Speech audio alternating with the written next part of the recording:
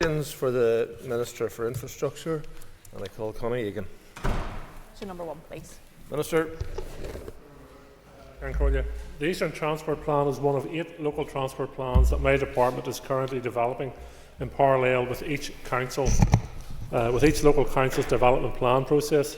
The Eastern Transport Plan is the largest of the local plans and covers the 5 councils of Antrim and Newtownarby, Ards and North Down, Belfast, Lisburn and Castlereagh and Mid and East Antrim.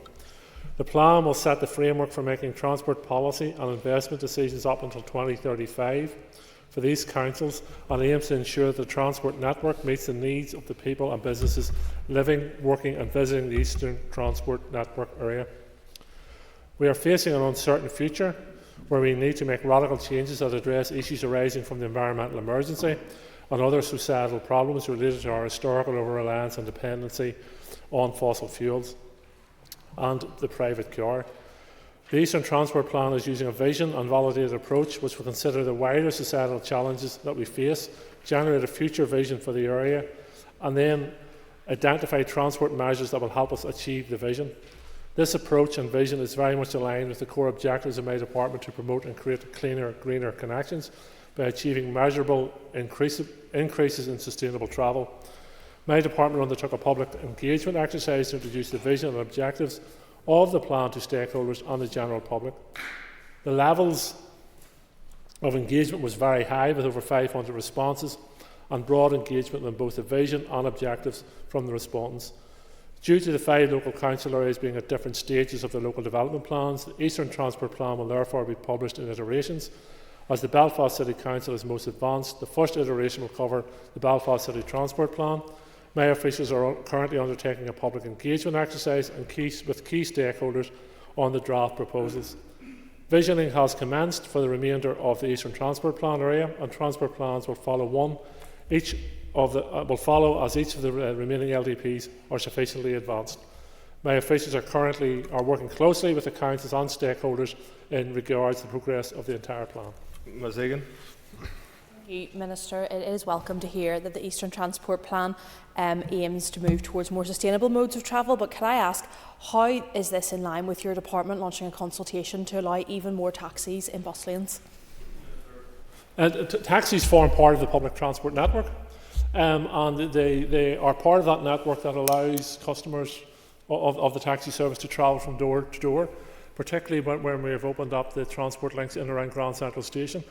I thought it was important to ensure that part of our public transport system was allowed in taxis or was allowed in the bus lanes to deliver people, particularly into the new transport hub, which is Grand Central Station.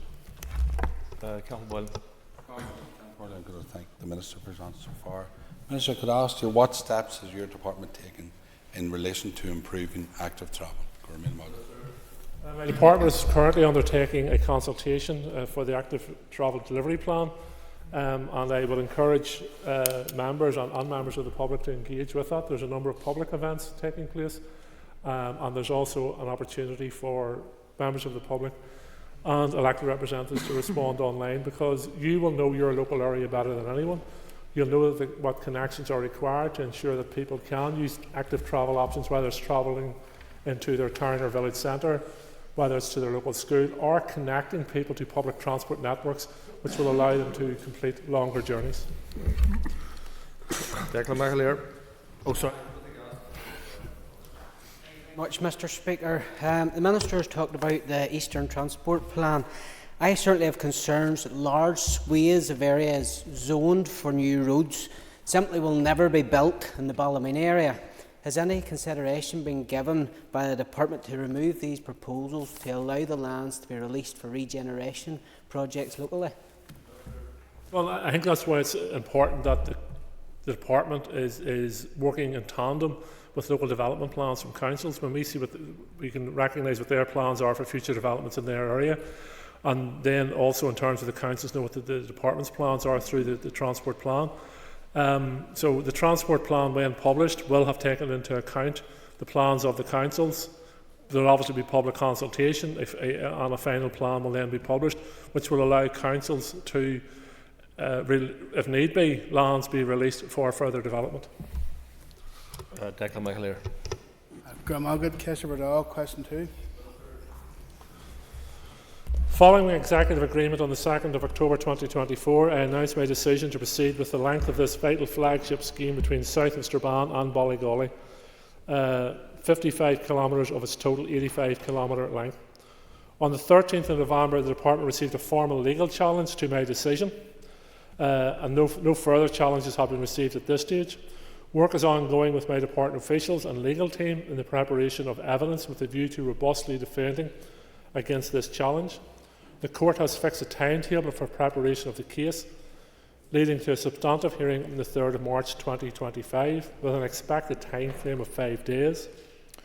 On the 25th of November, the vesting orders became operative, and the lands necessary for the construction of this length of the road transferred to the ownership of my Department. The legal challenge did not affect this transfer of ownership. While there is no defined time frame for handing down of the Court's decision, following the hearing in early March, the Court has previously indicated the importance of getting this case dealt with as quickly as possible. Mr. McAleer. I thank the Minister for his response. Minister, could you outline the level of engagement that is taking place with the roads authorities in the south, particularly in relation to the link between the new A5 and the N2 in Monaghan and the N14 in Letterkenny, Donegal? Thank you. Very much. Minister. We have been working very closely with the Department of Transport in Dublin throughout this project, and engaging with them on a number of matters, but particularly it's vitally important that we are working not only with the Department of Transport but with the relevant councils in relation to how the road networks link up, and that work is at an advanced stage. It's also part of the work stream of the North-South Ministerial Council. So I'm confident that we are fully and properly engaged in regards to this matter, and both jurisdictions and the relevant bodies within those jurisdictions are aware of each other's plans. Daniel McCrossan. Mr. Speaker, and I thank the Minister for the update on this all-important project. I know that his department and he is working to see this road fully developed. We are awaiting the court case that is due in March. I attended the initial hearing in relation to it. Can the Minister tell us what power he has or what influence he has to ensure that his department will object to any request by the objectors to request their costs be capped, because there has been absolutely no cap on the cost to the taxpayer when it comes to how this project has spiralled beyond all recognition in terms of cost? My understanding, and I clarify this with the matter in writing if I'm incorrect, but my understanding is under the terms this court case has been taking, there is a cap on the costs because of the nature of the legislation under which the objection has been lost. So it's outside my remit or outside my powers, or indeed my legal team's powers, and I also understand the powers of the court to overturn that. Keith Buchanan. Minister, farmers and landowners will be put under pressure with a possible figure that they'll receive for compensation. And my understanding is they're not to be obviously better off, but they will be worse off, because purely they'll not be fit to replace the land that's taken from them. Obviously the price is going to go up because everybody's going to be trying to replace that. What would you say to local landowners? All local landowners who have had their lands vested will have received communications from my department on how the process will develop from this point onwards. They will be advised to obtain the services of a land agent who will be suitably qualified to do the negotiations on their behalf and engage with the department on their behalf under their instructions. I can assure the member that my department is fully open to those discussions and engagement. The ultimate cost or the pricing of the land will be down to Land and Property Services, and there has been quite significant engagement between department officials and landowners up to this stage. But I would encourage landowners to engage through the process, work the process through, and I will do everything within my power to ensure that everyone is treated fairly. Question 3 and question 4 have been withdrawn. I call Deborah Erskine. Question 5. According to my notes, question 5 has been withdrawn.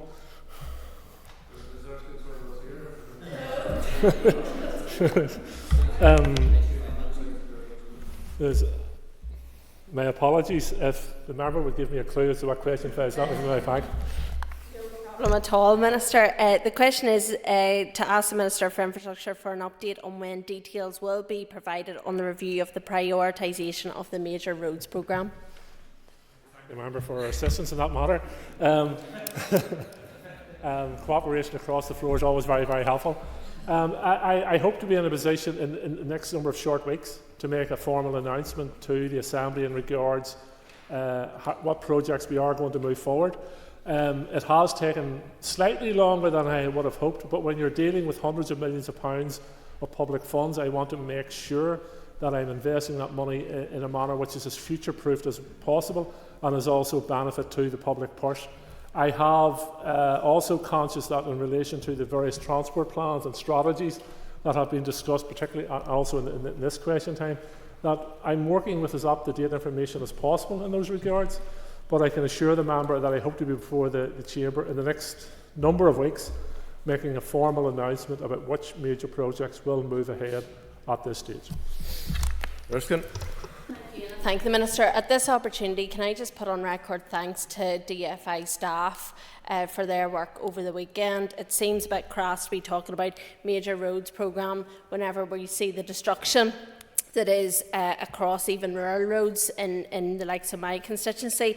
But it may seem strange that I'm not advocating just for my own constituency today. I want to talk about the York Street interchange, and I want to check to see if that will be part of the major roads programme, because we've talked about congestion in this chamber quite a bit. That's one of the measures that could alleviate it. We've seen 400 million secured by the DUP Confidence Supply. It is part of New Decade, New Approach. So can that project be included in this prioritisation programme? Minister.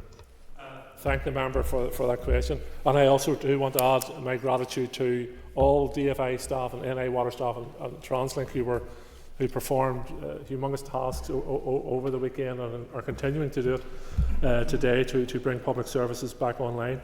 In terms of your point, yes, York Street interchange is a central part of my deliberations around major projects on how we move that forward. It is quite a considerable investment, but a necessary investment, and for all the reasons the member has pointed out. And also, it could also be a major economic driver for this place if we can secure the future of that project. But I can assure the member that it is part of my deliberations, and I'm looking at how we deliver that project. Justin McNulty. With Cian Corla, and thank the Minister for his answers thus far. When does the Minister intend to engage his counterparts in the Republic of Ireland in terms of your aspirations to encourage more people off roads into public transport about the formation of the new, since the formation of the new government, and regarding the delivery of an all-island rail review and other cross-border infrastructure projects, and when will you be aligning rail fares so that people in the north do not have to pay more for shorter journeys? I have constantly engaged with representatives of the Dublin government about the all-island rail review and how we have connectivity across this island. So that's an ongoing piece of work within my department, and indeed through the NSMC sectoral meetings as well. I will engage with the new administration as well on that basis. I would hope that funding, whether it be through the UK connectivity report or review, or through the all-island funding, which is offered through the Taoiseach's office, will assist us on delivering real meaningful change and programmes in that. I'm continuing to explore how I can provide the funding necessary to ensure that we encourage more and more people onto public transport and reduce fares and align them as much as we can across the island. It is worth noting that in October-November 2024, there was 400,000 more journeys on public transport than there were in the year previous. So we are having success, but we can't become complacent. We keep driving forward. Kate Nicholl. Speaker. Minister. I can confirm I have question 6.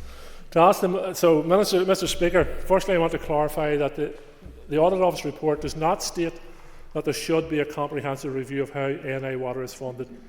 It is important to note that in its report on the funding of water infrastructure, NIAO simply encouraged my department and NI Water to complete a review of the alternative funding and governing arrangements for NI Water to be led by suitably qualified experts. As I have previously set out, my department has already extensively reviewed NI Water's funding model and has engaged experts in the Strategic Investment Board, Department of Finance, NI Water and the Utility Regulator, who analysed the opportunities for NI Water to raise additional revenue and looked at different governance models. The conclusion was all the different models examined required a water charging model. Therefore, to be clear again, I will not introduce domestic water charges on people and families which are already struggling as a consequence of the rising inflation and higher costs of living. My department also reviewed alternative water utility company structures across these islands for best practice, including mutualisation, which I know the member will be interested in, given that the Alliance Party has recently published its own policy proposals for the funding and form of NI Water, and it has proposed mutualisation as one such structure. As I have previously advised that this Assembly, mutualising NI Water will require the introduction of domestic water charges. However, in the spirit of delivering solutions, I have asked officials to keep alert to additional opportunities for providing additional funding for water and sewage services within my policy framework and in collaboration with NI Water. Alongside this, I am working hard in partnership with the Executive and progressing a three-pronged approach to ensure NI Water remains fit for purpose. Specifically, I am continuing to work with Executive colleagues to try and increase wastewater investment, reviewing the policy and legislation around developer contributions, securing executive agreement for the Water, Flooding and Sustainable Drainage Bill to be introduced to the Assembly. Yes, thank you, Minister. I think you're better at answering the questions yourself than the civil servants ones, because you actually finish in time. But nonetheless, I'm sure you'll get the rest of it in your response to Ms Nicholl whenever she asks her question. Thank you, Mr. Speaker, and I thank the Minister for his response. In the 2022-23 annual report for NI Water, it said that it was being held hostage by fluctuations in its funding. Does the Minister agree with this assessment? Well, I don't agree with the use of the language, I have to say, but there is no certainty for NI Water going out onto the markets either, it has to be said. They have one certain thing when they're being funded directly by the Executive. They have at their back the Executive, the Government, and going to any institution beyond outside of that brings uncertainty. The markets will quite gladly, I suspect, take on NI Water, and privatisation will quite gladly take on NI Water. But look at what's happening in England.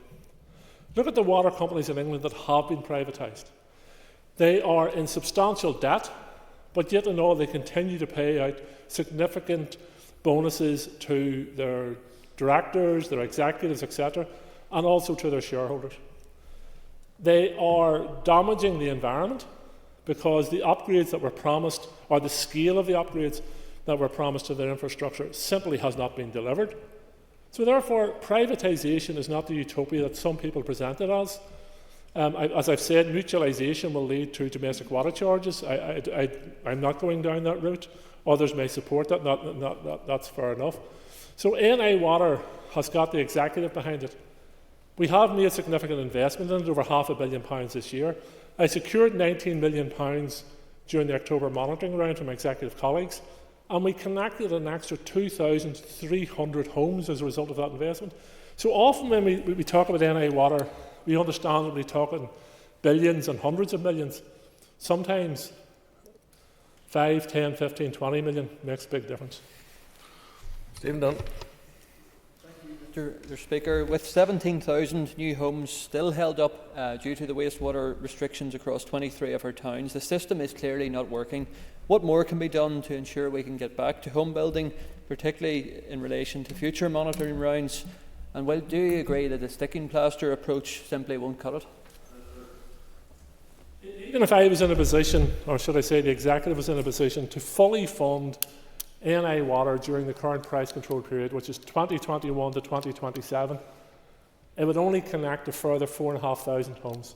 So this figure of 19,000, or I think you referred to 17,000 or 18,000, whatever figure's thrown out, the reality and the facts are, if NI Water was fully funded to the recommendation of the Utility Regulator, 4,500 additional homes would be connected as a result of that.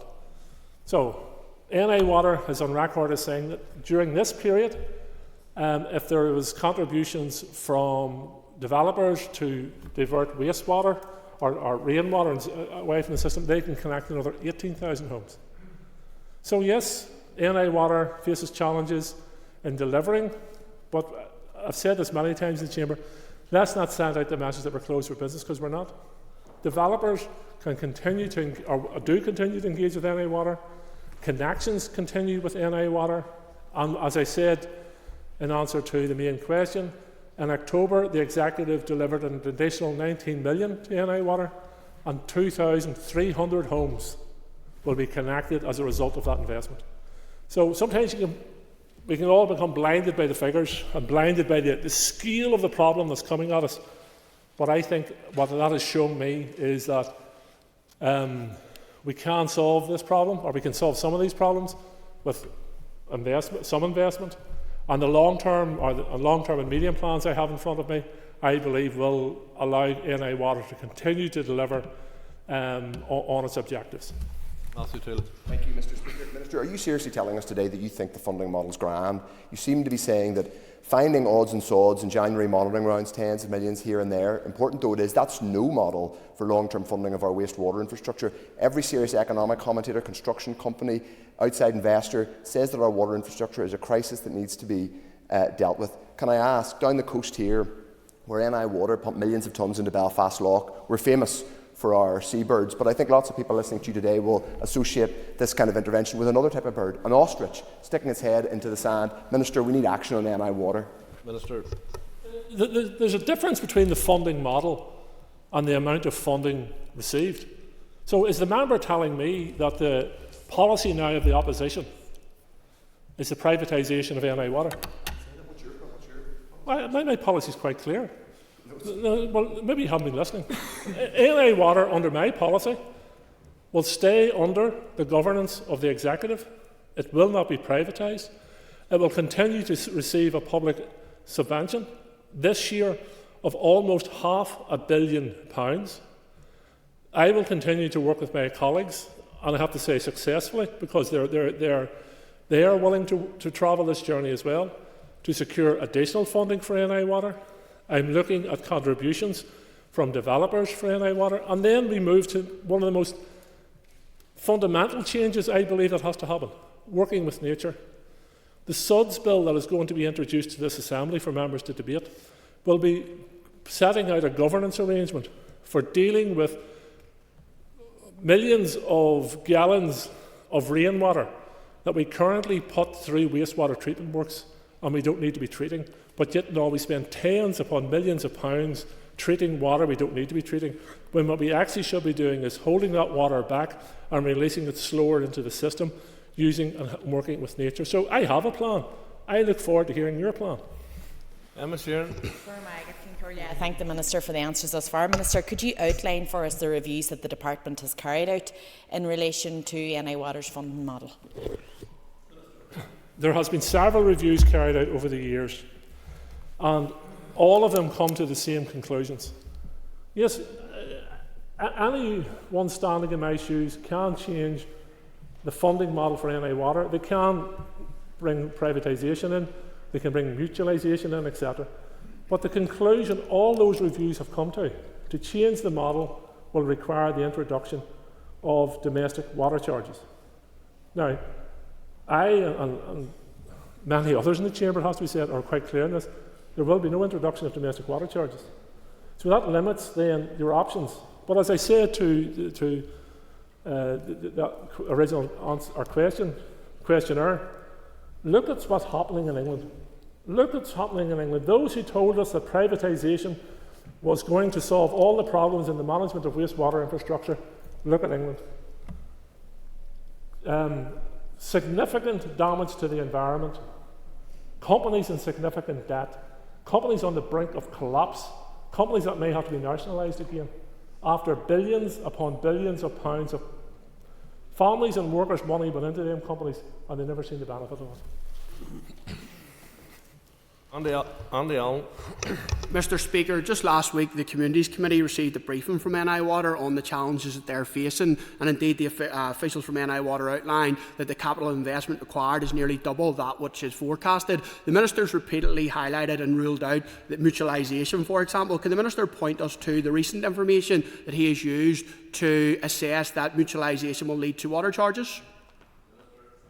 One of the first debates I delivered this or responded to in this chamber was a motion which referred to the introduction of mutualisation. And at that stage, I set out quite clearly that there was information available to me that mutualisation would lead to domestic water charges. That was in March, April 2024. And no one to date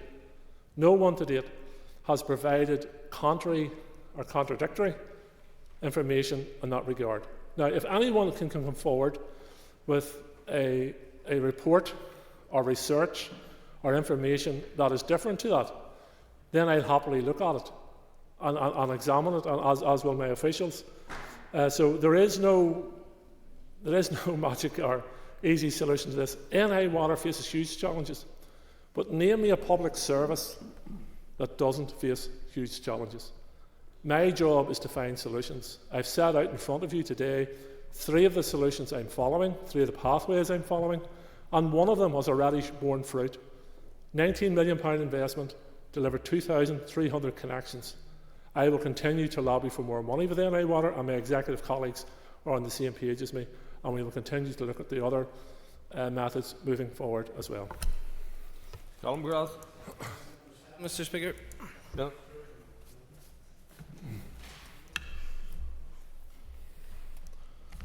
The member will be aware I've already responded in this matter through the 5 Assembly written questions he has tabled in recent weeks in discharge to the Coyle River.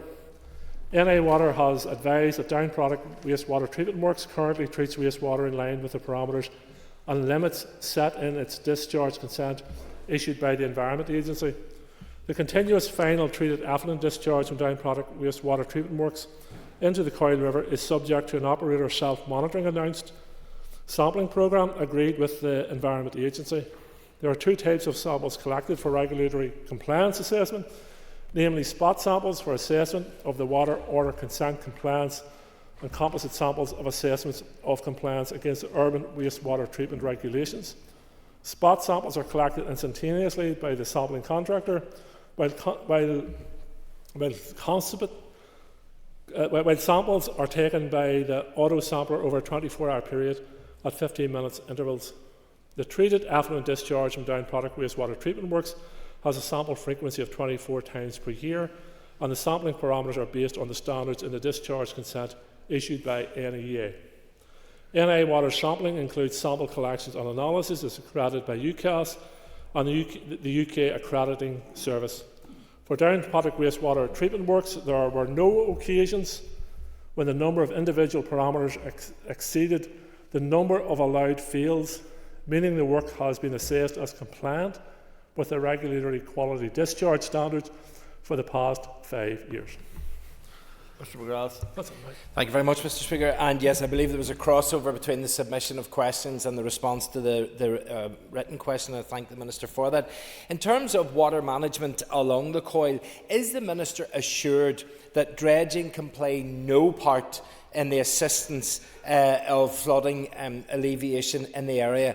Many local people, some who have used the waterways for in excess of 50 years, can pinpoint that the change in water management in the area came at the time that the dredging stopped, but yet we keep being continually told by the Department that dredging will do nothing. Could the Minister have a real deep look at this to see if dredging could assist in any way? The member will be aware that this has been raised a number of times with me, and understandably, and as has it been with other water courses, and each water course will tell its own story. The engineers within my department, those who have the professional qualifications and are suitably qualified to advise me in regard to these matters, advise me that the dredging will not assist in relation to this river, and may actually make matters worse, because it means the water will flow faster and perhaps cause significant issues downstream, etc. I will on behalf of the member, probably go back to officials and ask them if there's any further update on that, and let the member know. But at the moment, that's the information I have in front of me. Now I move to topical questions, and I call Mark Durkin.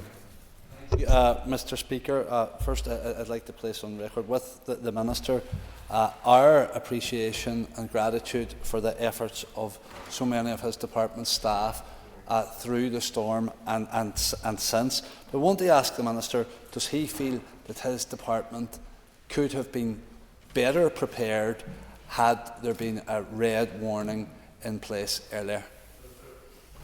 My department have been preparing for the storm since the issuing of the various weather warnings that came on board, and it has to be remembered that even when it was at an amber stage, that is still a quite significant weather event. I think the difference between amber and red is that red, there's a significant threat to life and not to travel, but amber is also a significant weather warning, and so my department was preparing on that basis. I think at this stage everybody's aware of why there's a difference between the two jurisdictions and how they measure a weather event and what that's against. I think there is some work going on between the various Met offices to bring that to a standard, which I think would be very, very helpful, obviously, but can cause less confusion moving forward. But I'm satisfied that my department was preparing for a major and significant weather event even before it turned red. Mr. Durkin.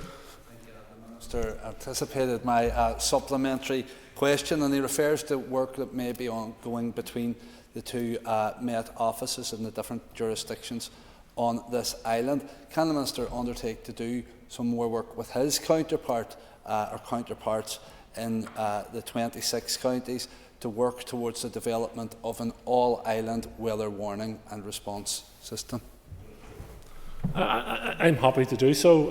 I think the key to this is that we are providing information to the public, and it has to be said, the public did pay heed to, by and large, paid heed to the warnings that were delivered before this weather event, and thankfully there was no deaths or serious injuries as a direct result of the weather event itself, and we all have to be thankful for that. And it made, well, we don't want to see anybody injured or seriously injured, and it made the work of the emergency responders a lot easier in these regards. But I'm happy to work with my counterparts in Dublin to ensure that we have a common message coming out.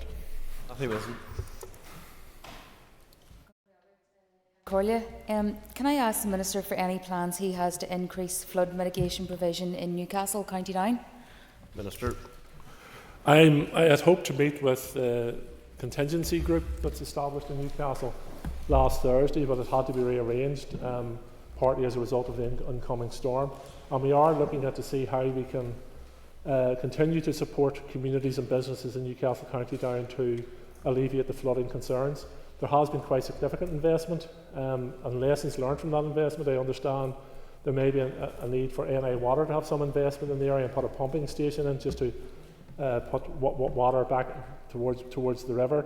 And my department has taken out an inspection of its network and gullies, etc., to ensure that the challenge we're facing now, which is surface runoff, isn't going to cause flooding problems in the future. As much as you can measure or mitigate against that depends on the strength of the storm.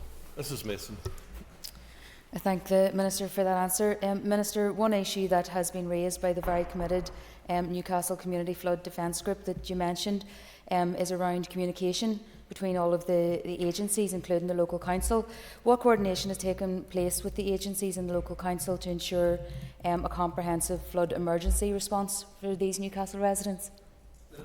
Well, as has been the experience during the most recent event, there is a strategic coordination group that oversees, or strategic contingency group that oversees the preparation for storms and then how agencies work together to mitigate and work with local communities in that storm. But there's always lessons to be learned, and I look forward to rearranging the meeting with the group in Newcastle just to learn of their real-time experience and what other lessons can be learned from that. The contingency groups, or those residence groups and business groups that come together, are a vital cog in our defence against upcoming storms. No matter how well resourced or how well planned departments will be, If you have people in your local community who are prepared to work with you and take measures, then you increase the safety and well-being of the communities almost twofold. So I look forward to learning the lessons from Newcastle and encouraging others to follow their path. Deirdre Hargett.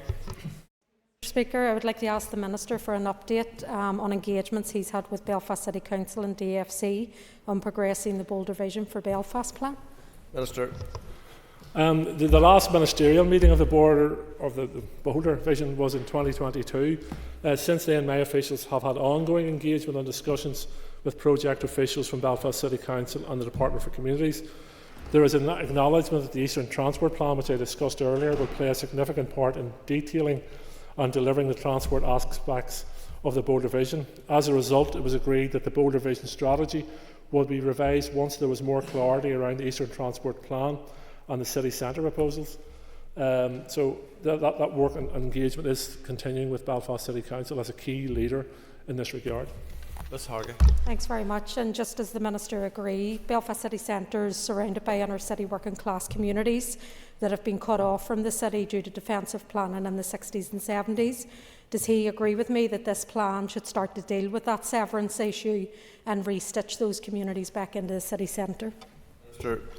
I do. Roads present barriers and divide communities physically. If you have a busy 2 or 3, 4 lane road going in between communities, then it is a physical barrier to those communities.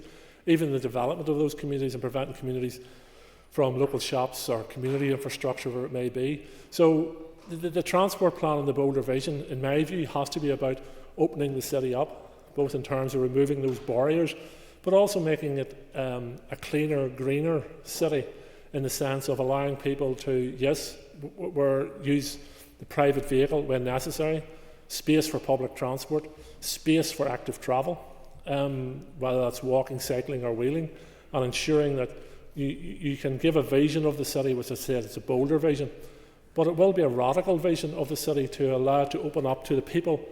Belfast thrives because of its local communities, and so it's almost giving the city back to those communities. Trevor Clark. Can I ask the Minister, or I should say the Minister, no one underestimates the mammoth task that some of your officials had during the weekend in terms of clearing the roads, but can you give an indication in terms of much local farmers weighed in there in terms of supporting your officials in clearing those roads? Minister. It's clear that, once again, the local farming communities stepped up to the mark and did clear a lot of the debris off roads and removed trees, etc. And I welcome that, but I would add, and I would appeal to anyone who's proposing to clear fallen trees or debris off the roads, do not approach it if there's any suspicion whatsoever.